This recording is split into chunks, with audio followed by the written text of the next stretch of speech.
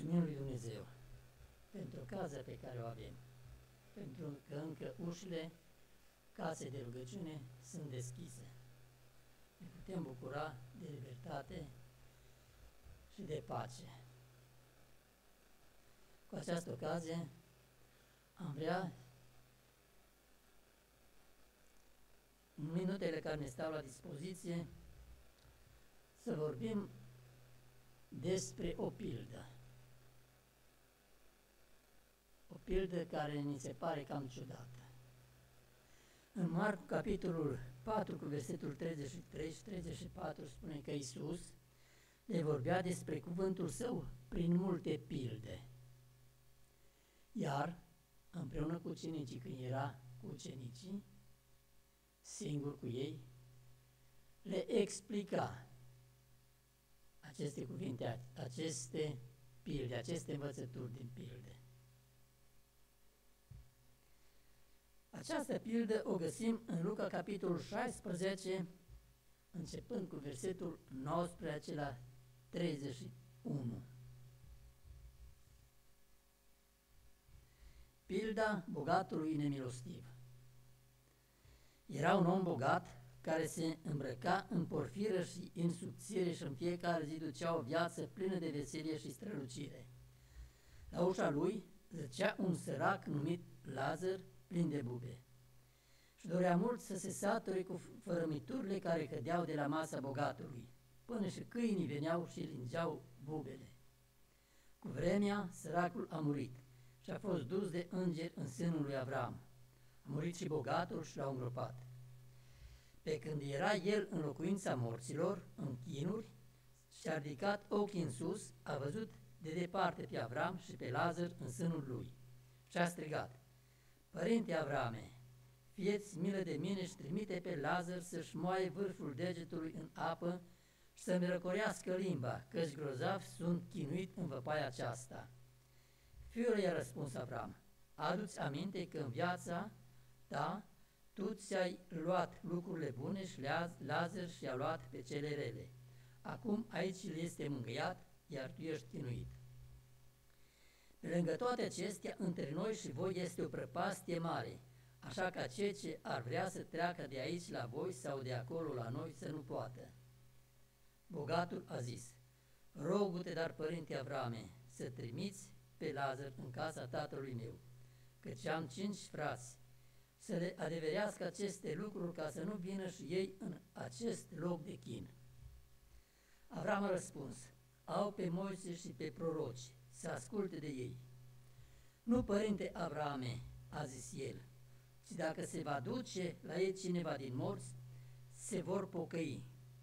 Și Avram i-a răspuns: dacă nu asculte pe Moise și pe proroci, nu vor crede nici chiar dacă ar învia cineva din morți. Această pildă este unică în felul acesta.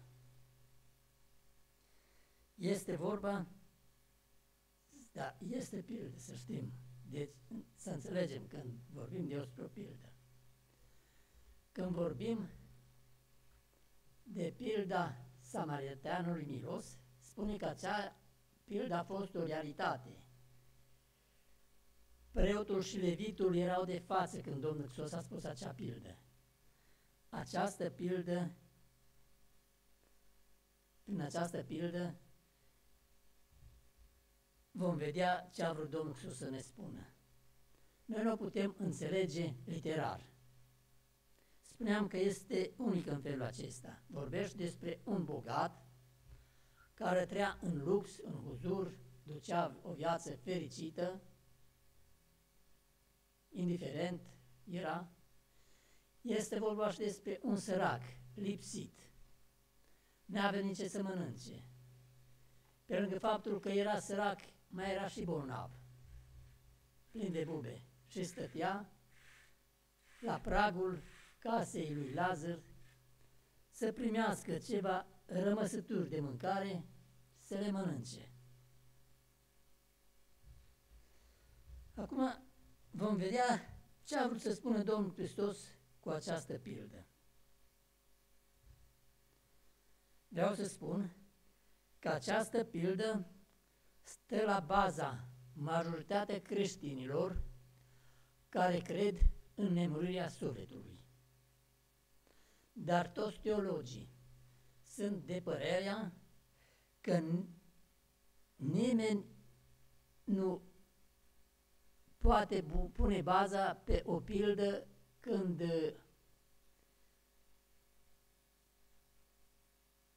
și-ar forma un adevăr doctrinar, un adevăr, un crez. De aceea ei sunt de părere, teologii, că aceste pilde nu le slujesc ca bază pentru o învățătură doctrinară.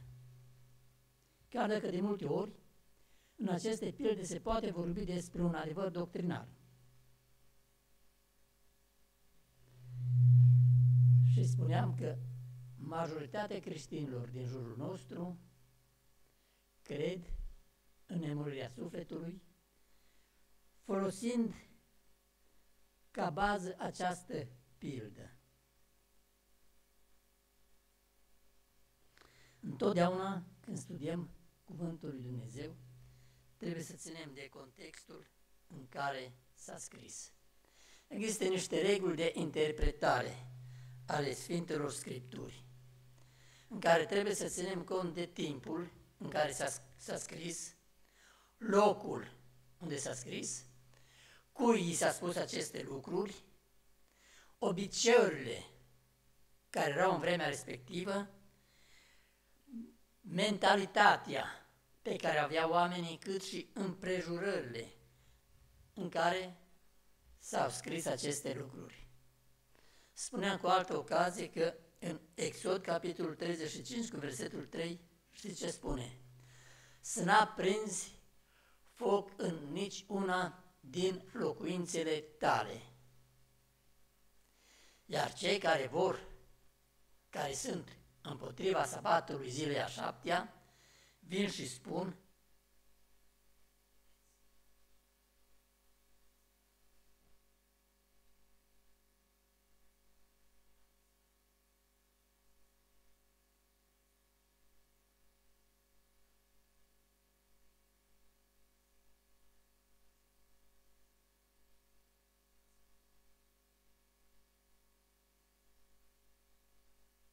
cont de contextul în care s-a spus, în care Dumnezeu a spus aceste lucruri.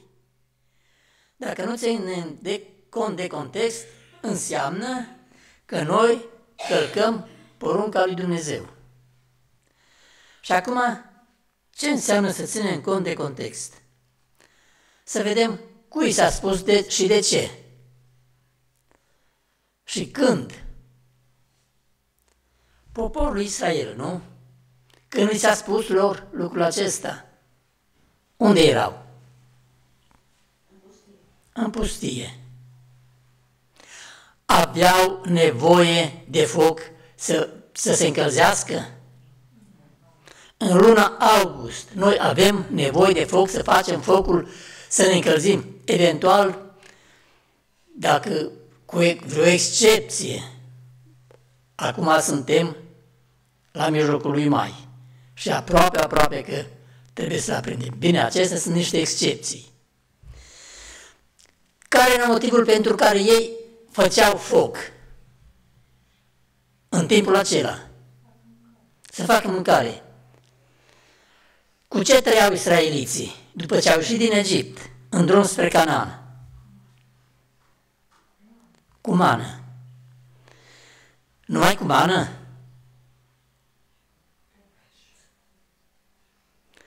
Trăiau cu ceea ce trăim noi astăzi. Sacrificau animale și mâncau carne, făceau ciorbe așa cum facem noi astăzi, dacă se obișnuia în vremea aceea. Deci ei găteau mâncare pe care o gătim noi. Să nu trăim cu impresia că dacă au ieșit din Egipt, erau în pustie, ei trăiau cu mană. Și mană, știți ce cum trebuia să folosească? Să o bată în piuă, să o zdrobească, să facă plămădeală și să o coacă. Deci era nevoie de foc. Ei n-aveau nevoie să facă focul să se încălzească, doar pentru pregătirea mâncării. Și atunci, clar că Dumnezeu, pe lângă faptul că le-a spus, în ziua a 6-a veți primi mană dublă, nu vi se va strica, pregătiți turte din ea și păstrați până a doua zi și nu vi se va strica. A spus clar Dumnezeu. Când a fost a doua zi în sabat și ce-a făcut unii? Au ieșit să adune mană. Și Dumnezeu a repetat din nou porunca, deci era nevoie ca să le spună acest lucru. Ei trăise în Egipt, timp de 430 de ani. L-a uitat și pe Dumnezeu, a uitat despre sabat, a uitat și despre mâncările care trebuie să le mănânce, pur și simplu a uitat. Puțini au fost între ei care mai trăiau credința, așa după cum zicea Dumnezeu. Și atunci Dumnezeu le-a spus, nu este nevoie, de aceea să nu aprindeți foc. Acesta este contextul în care Dumnezeu a spus aceste lucruri. Când Domnul Hristos a spus această pildă, a ținut cont de mentalitatea pe care o aveau ei în vremea aceea, cu privire la starea omului în moarte. Cu toate că Biblia spune clar în Eclesiastul 9 cu versetul 5 despre morți, că nu știu absolut nimica.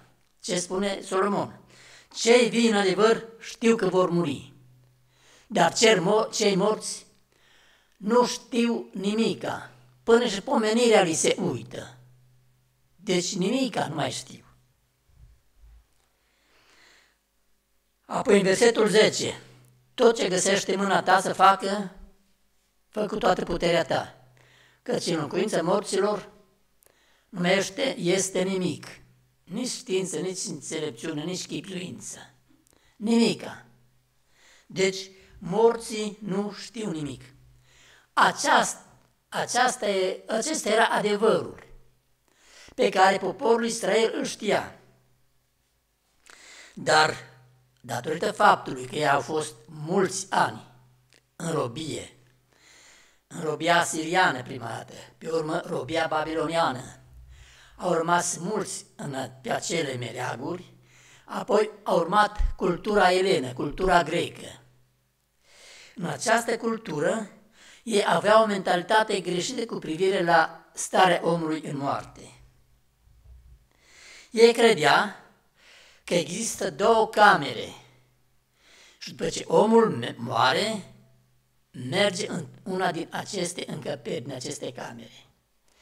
Cei care au fost buni, cei care au făcut binele, mergeau într-o cameră unde erau binecuvântați, aveau parte numai de bine, de fericire, erau primiți de îngeri și stăteau la masă împreună cu Avram. Asta era mentalitatea lor, mentalitatea păgânilor. Iar cei răi mergeau într-o altă cameră, unde erau așteptați și blestemați, chinuiți, bătuți și arși în foc, într-un chin veșnic, flăcări veșnice. Această mentalitate, care era de la păgâni, a fost împrumutată de poporul Israel și pe vremea Domnului Hristos, aceasta era mentalitatea pe care aveau ei cu privire la starea omului în moarte. Și atunci, când Domnul Hristos a spus această pildă, a întâmpinat pe oameni pe terenul credinței lor, așezând niște învățături în cazul unor păreri preconcepute cu privire la starea omului în moarte. Și Domnul Hristos a vrut să învețe niște adevăruri folosindu-se de această idee a lor, care era o învățătură păgână, o idee falsă cu privire la starea omului în moarte.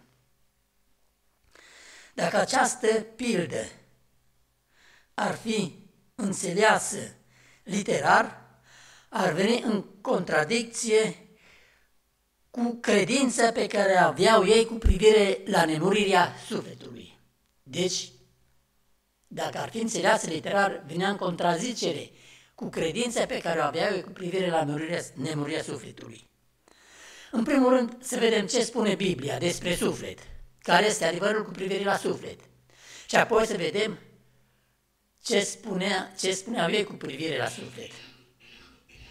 Știți unde apare prima dată în Biblie expresia suflet? Genesa, capitolul 2, versetul 7. Dumnezeu a făcut pe om din țărâna pământului. I-a suflat în nări suflare de viață și omul a primit suflet viu. Așa spune. S-a făcut suflet viu. Deci sufletul nu este o parte componentă din om. Suflarea de viață, împreună cu trupul pe care l-a făcut Dumnezeu, rezultă sufletul viu. Deci, omul este un suflet viu. Sufletul nu este o entitate din el. Omul întregime, suflarea de viață, adică puterea de viață suflată de Dumnezeu, plus corpul lui, formează sufletul viu. În Ezechiel, capitolul 18, cu versetul 20, spune clar: sufletul care păcătuiește, acela va muri. Iar menționează, sufletul care păcătuiește va muri. Deci sufletul nu este o entitate separată de corp, care după moartea lui trăiește. Sufletul care păcătuiește, acela va muri. Apoi, și în Noul Testament, Apostolul Pavel spune, după ce Domnul Iisus a spus această pildă, în Faptele Apostolilor, capitolul 27, cu versetul 37, când au naufragiat, au acostat pe insula Malta, spune că în corabie, împreună cu Pavel, erau 276 de suflete, de persoane. Deci noi suntem suflete vii. Persoanele noastre, noi ca persoane suntem suflete vii. Cu toate acestea, așa spune cuvântul lui Dumnezeu despre suflet. Și atunci noi pe ce trebuie să ne bazăm? Pe un așa zice Domnul sau pe un așa spun oamenii sau tradiția? Cu toate acestea, majoritatea creștinilor cred într-un suflet nemuritor, un suflet imaterial descorporat. Și spuneam că dacă această pildă ar trebui să o înțelegem literar, ar veni în contrazicere cu mentalitatea pe care o au ei cu privire la nemurirea sufletului. Din ce cauză vine în contradicție? Spuneam, cred într-un suflet descorporat, imaterial. Și când citim versetul 23, ce spune? Pe când era el în locuința morților, în chinuri, și-a ridicat ochii în sus. Cine? Sufletul bogatului. Ce și-a ridicat? Și-a ridicat ochii în sus. Păi dacă ei cred într-un suflet descorporat, imaterial, înseamnă că el nu are ochi. Spune că el și-a ridicat ochii în sus. Versetul 23. A văzut de departe pe Avram. Cu ce a văzut? A văzut cu ochii. Deci vine în contrazicere cu credința cu privire la nemurirea sufletului. Apoi, în versetul 24, și a strigat, un suflet imaterial, descorporat, ești afară din corp, poate să strige? Cu ce se strigă? Cu gura.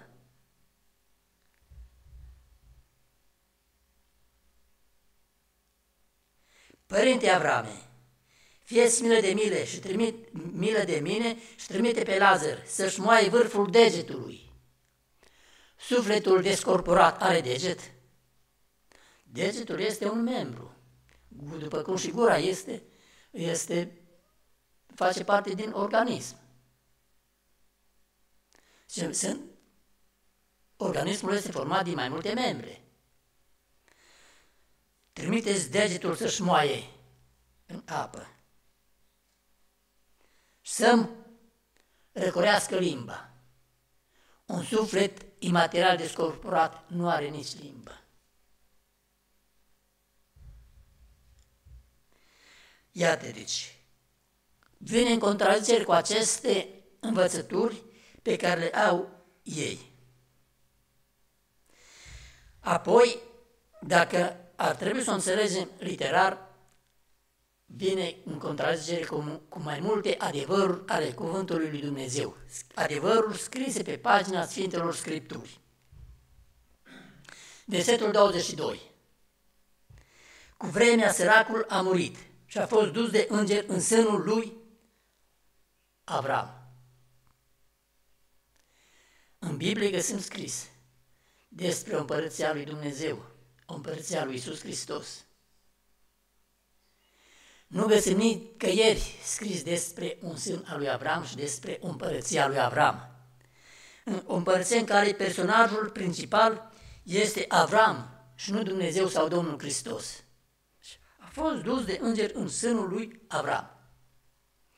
Vine în contrazicere cu învățătura biblică care ne vorbește despre împărăția lui Dumnezeu, unde Dumnezeu este stăpânitor, unde Dumnezeu este personajul principal și Iisus Hristos. Apoi, zice, a fost dus de înger în sânul lui Avram. Un alt adevăr care ne iese din Biblie. Geneza, capitolul 25, cu versetul 8 și 9. Avram a murit, bătrân sătul de zile, a fost îngropat de fiii săi, Isaac și Ismael, în peștera Macpela. A murit și a fost îngropat de fiii săi. Iar venim iarăși la ce ne spune Apostolul Pavel, fiind inspirat de Duhul lui Dumnezeu, în Evrei, capitolul 11. Acolo vorbește despre un nor de martori care au fost evidențiați pentru credința lor, începând de la Abel, Enoch, Noe, Avram și Sara. După ce le amintește numele și spune cum ei au fost evidențiați, ies în evidență prin credința lor, Avram spune în Evrei, capitolul 11, cu versetul 13, în credință au murit toți aceștia, fără să fi primit ceea ce le fusese făgăduit. Ei le-au văzut de departe și le-au urat de bine, dovedind că sunt pe pământ niște străini și călători. Păi dacă Biblia spune clar că Avram a murit și a fost îngropat de fiii lui, Isaac și Ismael, peștera Macpela, acolo a fost îngropată înainte și Sara, acolo au fost îngropați mai mulți pe urmă. Și Apostolul Pavel vine și ne spune, toți aceștia, că au fost lăudați pentru credința lor, încă n-au primit ce le fusese făgăduit. Ce le-a fost făgăduit? Viața veșnică. Ei erau încă în mormânt, așteptau ca Dumnezeu să-și împlinească făgăduința față de ei. Iată, dacă am înțelege literar, vine în contrazicere și cu acest adevăr. În versetul 23, pe când era în locuința morților, în chinuri. Unde era? În chinuri. Păi în locuința morților, am citit înainte din Biblie, omul nu mai știe nimica. Și dacă fiul lui a ajuns la cinste, nu știe. Dacă sunt înjosiți, bagajocoriți, habar n-are. Deci nu știe absolut nimic. Cum atunci în locuința morților în chinuri? Păi ori ești mort, ori ești în chinuri. Nu poți să fii și mort și chinuit. Iată vine în contrast cu alt adevăr din Sfintele Scripturi. Dacă ar trebui să o înțelegem literar, înseamnă că raiul este undeva sus, iar iadul ar fi undeva jos. Zice, și-a ridicat ochii în sus. Și acolo, sus, pe cine a văzut? Pe Avram și pe Lazar.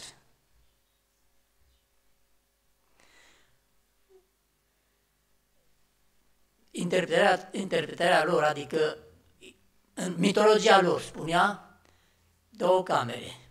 Morții, când îl mormântezi, merge, sau într-una sau în alta. Și aici, raiul sus, raiul sus și iadul jos. Și a ridicat privirea în sus. Și spune că ar fi atât de aproape aceste locuințe una de alta, încât ei se văd, se recunosc unul pe altul, ei vorbesc unul cu altul. Și să ne gândim, o veșnicie întreagă, cei de jos, din iad, să se uite spre cei din rai, din sânul lui Avram. Cum se vor simți ei? Acolo vor fi familii despărțite. Vor fi părinți care vor fi sus, vor fi copii care vor fi jos. Vor fi soți ale căror soții vor fi sus, vor fi soți ale căror soții vor fi jos. Vor fi frați de corp, vor fi prieteni care vor fi despărțiți unii sus și unii jos. Și găsim scris în Isaia, capitolul 35, cu versetul 10, că o bucurie veșnică le va încununa capul. Bucuria și veselia îi va însoți, iar durerea și gemetele vor fugi de la ei. Despre cine este vorba? Despre cei de sus, despre cei mântuiți.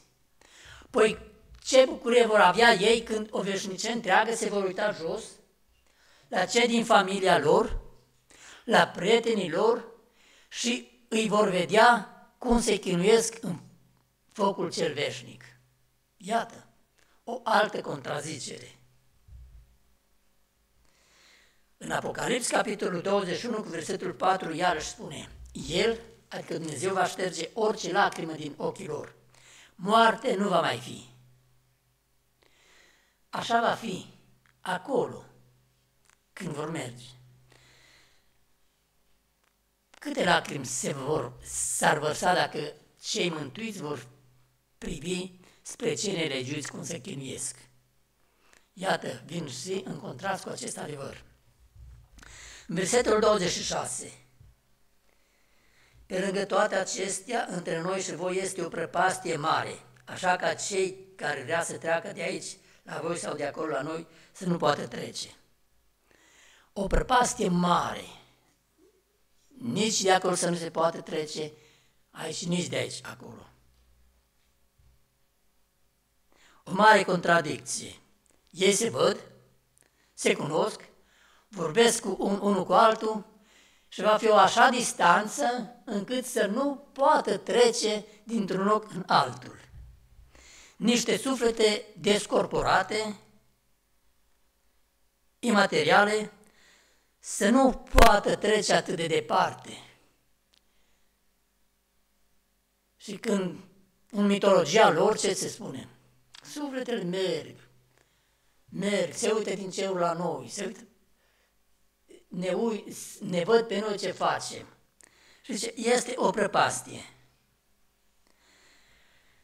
Atunci, dacă morții primesc plata sau răsplata, în momentul când mor, vin în contradicție cu un alt adevăr, cu privire la judecată. În Eclesiastru, capitolul 12, cu versetul 14, spune că Dumnezeu va aduce orice fapte la judecată. Va aduce, nu a adus. Și judecata aceasta se va face cu privire la tot ce este ascuns, fie bine, fie rău. Iarăși vorbește la timpul viitor, va aduce orice fapte la judecata și judecata se va face.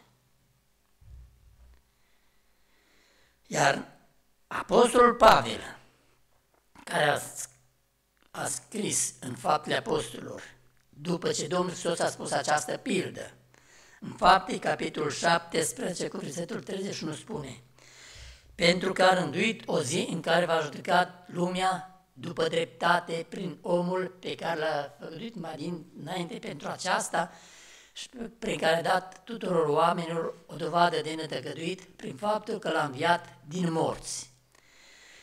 A rânduit o zi în care va judeca. A rânduit o zi. Deci, iarăși, se folosește nu la trecut, ci la viitor. Da. Și în crezul creștin, vine și în contradicere cu crezul creștin, dacă o înțelegem literal, majoritatea creștinilor care cred în nemurirea sufletului. Pentru că în crezul creștin, care a fost făcut la sinodul din Nicea în anul 325 după Hristos, după ce Hristos a spus această pildă, în crez se spune clar că va să judece vii și morții. Va să judece vii și morții.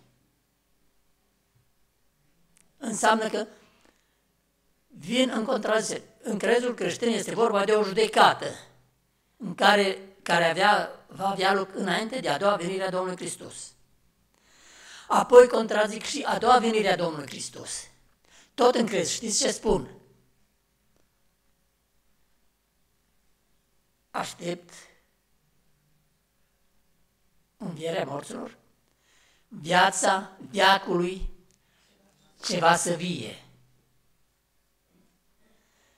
Și îl așteaptă pe Iisus Hristos. Aștept a doua venire a lui Iisus Hristos. Este trecută tot în crezul creștin. Iată deci, vine în contradicție și cu crezul creștin pe care cel puțin o dată la săptămână se citește în fiecare biserică. Din câte știu eu. Când mai fost pe la biserică, întotdeauna se citea crezul creștin. Apoi vine în contradicere cu un alt adevăr.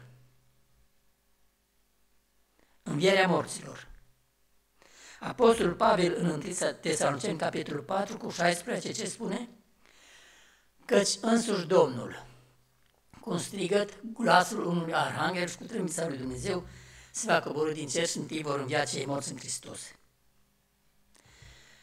Păi dacă omul, după ce a murit, merge sau în rai, sau în iad,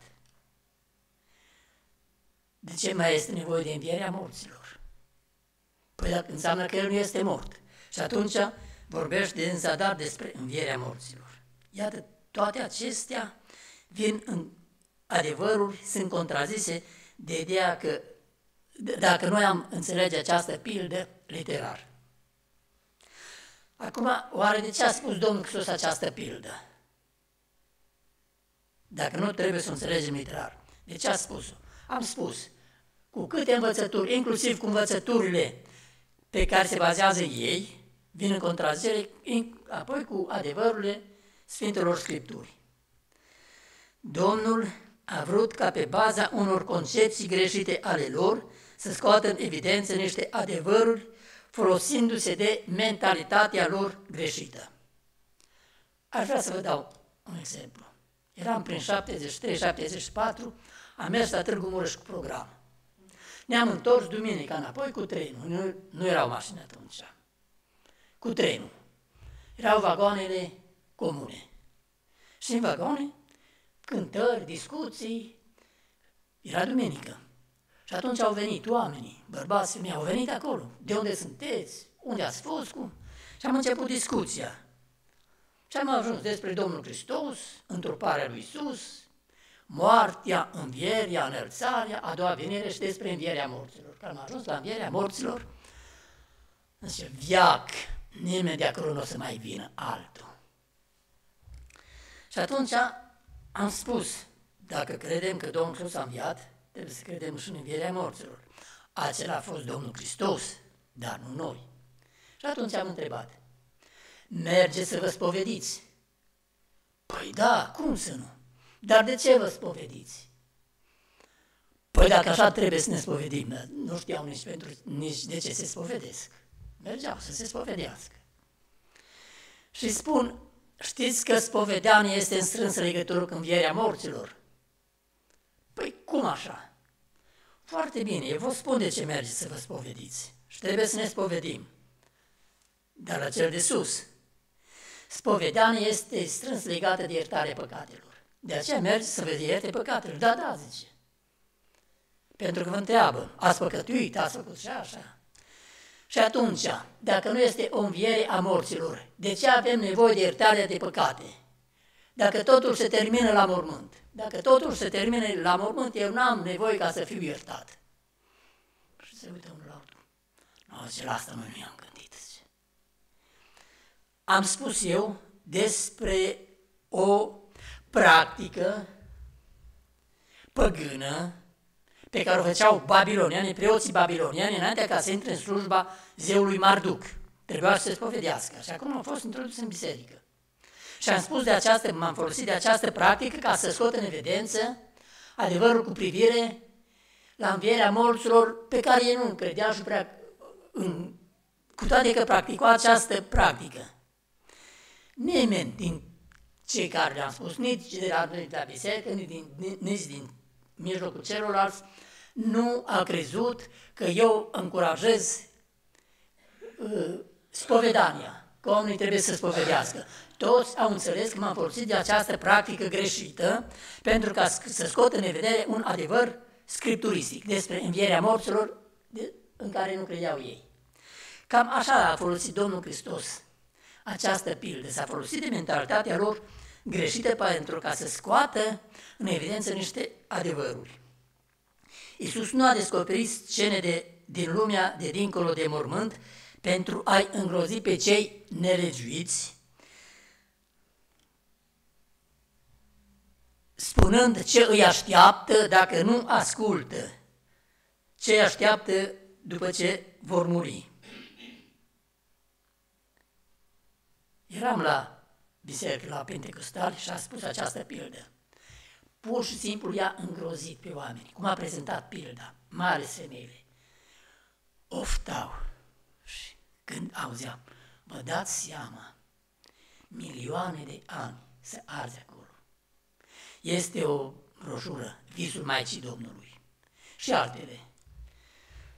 Vorbește despre chinul veșnic. Zice, gândiți-vă, o veșnicie întreagă, să tot arzi, când 1.000.000 de ani vor fi cât o secundă. Cât va fi veșnicia aceea? Să bage groază în oameni. Domnul Iisus nu pentru aceasta a spus această pildă. El a vrut să scoate niște adevăruri în evidență.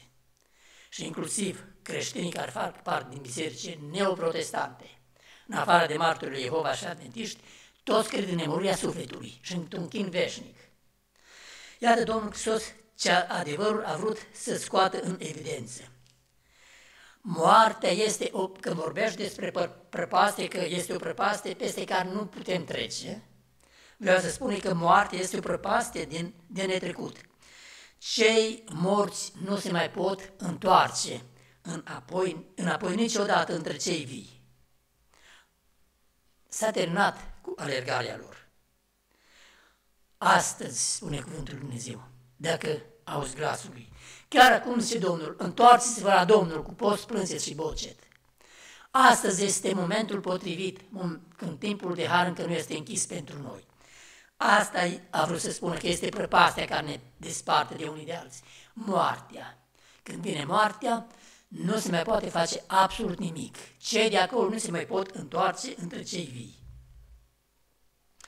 După moarte, nu mai au valabile nici rugăciuni, nici pomeni, parastase, aprinderea luminilor, nimic. Astăzi este momentul potrivit să ne întoarcem la Dumnezeu. Dar Satana, ca să inducă pe oameni în eroare, el a inventat această învățătură, de fapt, din Eden. Când Dumnezeu a spus că veți muri, el a spus hotărâ că nu veți muri. Ce spun? Da, după moarte mai puteți face lucruri rezolva. Și atunci ce spune omul? Trăiesc pe pământ și apoi voi rezolva pe urmă. Și timpul de har s-a închis și s-a terminat. Deci asta vreau să spună.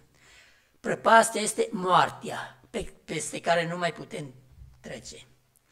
Apoi, o a doua învățătură pe care a vrut să o scoată Domnul Hristos. Criteriul pentru iertare este ascultarea. Nu este sărăcia. Săracul Lazar nu a mers în sânul Avram pentru că era sărac. A mers acolo pentru că a ascultat. Criteriul pentru condamnare nu este bogăția, ci este neascultarea. Bogatul nu s-a dus în iad pentru că era bogat, ci s-a dus pentru că nu a ascultat. În Împărăția lui Dumnezeu vor fi bogați, iar pierduți vor fi și săraci. Deci nu bogăția sau sărăcia este criteriul după care, ci ascultarea sau neascultarea. Domnul Hristos a arătat valoarea pe care o are cuvântul lui Dumnezeu. Ce a spus? Au pe Moise și pe proroci. Asta a vrut să spună Domnul Hristos. Moise, ce înțelegem prin Moise? Primele 5 cărți ale Bibliei sunt scrierile lui Moise, numite în Biblie. Și Domnul Hristos după înviere, ce spuneau cei din Emaus? Ne ardea inimile când a început de la Moise, adică primele 5 cărți, de la psalmi, cântarea cântărilor, Estera, proverbe, fac parte din psalmi. Erau împărțite la poporul Israel.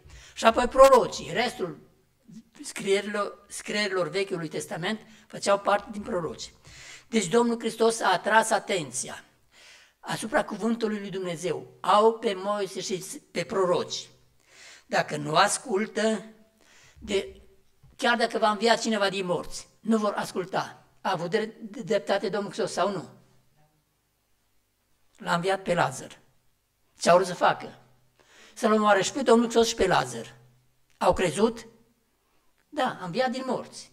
Și n-au crezut. În acest cuvânt al lui Dumnezeu îl găsim pe Domnul Hristos. Harul său și legea sa, de care Domnul Hristos nu se poate despărți. Nu putem vorbi despre un Hristos fără har sau Hristos fără lege. Harul și legea nu se pot despărți. Găsim planul de mântuire în Sfintele Scripturi, planul pentru salvarea neamului omenesc, făgăduințele sale cu privire la a doua venire și viitorul celor care ascultă de cuvântul lui Dumnezeu sau a celor care nu ascultă. De aceea Domnul Hristos a îndreptat privirea spre cuvântul lui Dumnezeu. Au pe Moise și pe proroci, să asculte de Moise și de proroci. Da, vorbeam despre harul lui Dumnezeu. Harul încă este la îndemâna fiecăruia dintre noi. Domnul să ne ajute că astăzi, cât încă harul este la îndemâna fiecăruia dintre noi, cât încă ușa harului nu este închisă, să putem să ne folosim de acest har, ca să putem avea parte de făgăduințele care ne vorbesc despre viața veșnică. Harul lui Dumnezeu se va închide într-un viitor apropiat. Două metode prin care se închide harul lui Dumnezeu. În viața celui care va deceda, și nu știm clipa în când se va sfârși cu viața noastră, în momentul când a venit moartea, harul s-a închis pentru noi. Nu mai avem nicio posibilitate. Ce am făcut este făcut, ce n-am făcut rămâne nefăcut. Apoi va fi un timp când harul se va închide pentru neamul omenesc, pentru tot pământul. În Apocalips, capitolul 21, mi se pare, spune că va spune cine este drept, să fie drept și mai departe, cine este întinat să întineze și mai departe. Când Domnul va spune s-a sfârșit, se va termina cu harul lui Dumnezeu. Atunci va fi prea târziu. Cine va fi sfânt, va fi fără prihană, va trăi și mai departe în sfințenie și fără prihană. Iar cine va fi păcătos, va fi și mai departe păcătos. Nu se va mai putea întoarce la Dumnezeu. Deci Domnul să ne ajute ca atât timp cât harul ne este la îndemâna noastră, să ne folosim de acest har, să ne întoarcem la Dumnezeu din toată inima, să facem o adevărată pocăință. Pentru că va veni vremea când nu vom mai putea trece peste prăpastia despre care a vorbit Domnul Hristos. Iar Domnul Hristos, când va veni, va spune unora, atunci, spuneam că cu privire la când vor primi plata sau răsplata. În Matei, capitolul 25, mi-a scăpat acest verset, cu versetul 31 și 32, spuneam că vine contrazicere cu a doua venire a Domnului Hristos. Ce spune? Când va veni Fiul omului în slava sa, cu îngerii săi, șezând pe scaunul său de domnie, atunci toate neamurile vor fi adunate înaintea lui și atunci îi va despărți pe unii de alții cum desparte păstorul oile de capre. Unora le va spune veniți, altora le va spune plecați. Când? Atunci când va veni. Deci nu la moarte, ci atunci când va veni pe norii cerului. În curând o să aibă loc și acest eveniment, cel mai mare eveniment din univers, a doua venire a Domnului Hristos. Domnul Hristos unora le va spune, veniți, cu le va spune, cei care s-au folosit de timpul de har s-au întors la Dumnezeu. Iar altora le va spune, plecați, două grupe vor fi. Cui le va spune plecați, cei care au lucrat fără de legea, care nu s-au întors la Dumnezeu. Domnul să ne ajute pe fiecare, chiar astăzi și acum, să facem alegerea cea mai potrivită. Ca în dreptul fiecare dintre noi, Domnul Hristos se spune, cum a spus în dreptul lui Maria. Maria și-a ales partea cea bună, care nu se va lua niciodată.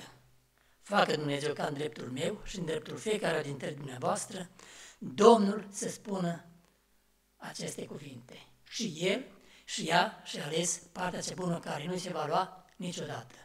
Amin. Acum, la închiderea